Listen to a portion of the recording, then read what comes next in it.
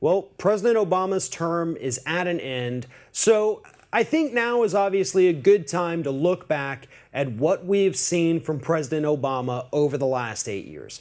Now, I want to start by saying something that I have said repeatedly, and that is that I truly believe that President Obama, as far as any president of the last 50 years goes, with the exception of maybe Jimmy Carter, is truly a good person. Jimmy Carter being the other one who was obviously truly just a good person at heart. Obama has been scandal-free. There have been no accusations of any kind of sexual escapades. No doubt that the man is a good husband, a good father. He is truly a good person. Now, having said that, he has made a lot of mistakes as president in terms of staying in touch with the people, with the progressives, with the people who put him in office, with the young voters and everything like that. He has not taken on Wall Street. And again, I can't say he has not. He did not. Time's up. It's over. Wall Street is just as corrupt today as the day that President Obama came into office. We are no closer to gun control today than we were on Obama's first day, than we were after the 200 school shootings that took place between 2013 and 2016. Nothing was done. Things were attempted. Big speeches were given. Tears were wiped away from eyeballs, and that was about it. We never saw real action. The same goes for climate change. President Obama talked a big game, more so than any other president in history. And then really, when you look at it on paper, did nothing.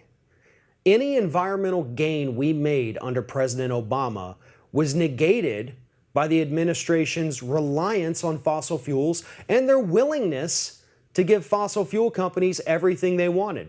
The Clean Power Plan, probably the most ambitious environmental agenda ever pursued by an administration, was immediately negated by Obama administration leasing out new areas for coal exploitation.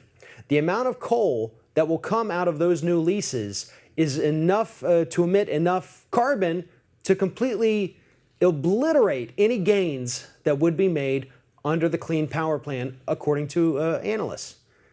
So really, his signature thing that he accomplished was the Affordable Care Act. And today, for the last couple of weeks, for the last few years really, Republicans are trying to dismantle that. Why? One, because it was put in place by a Democrat, and two, because they want to give 400 families in the United States a tax break. Because that's the only thing that repealing Obamacare will do, in addition to kicking tens of millions of people off of their health insurance. It's going to give 400 wealthy families a tax break. And that is enough to make the Republicans want to repeal it. He's done some good things. The recent commutation of Chelsea Manning's sentence was a good thing.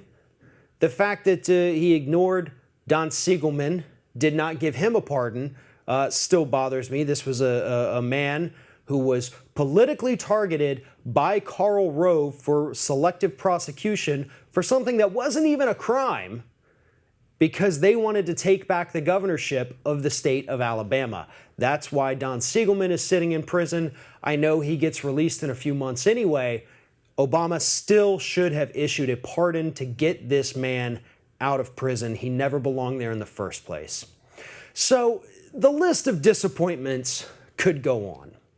But when you look at what we have coming to replace Obama, Donald Trump, it's easy to look back at Obama and say there was a good man, a good president.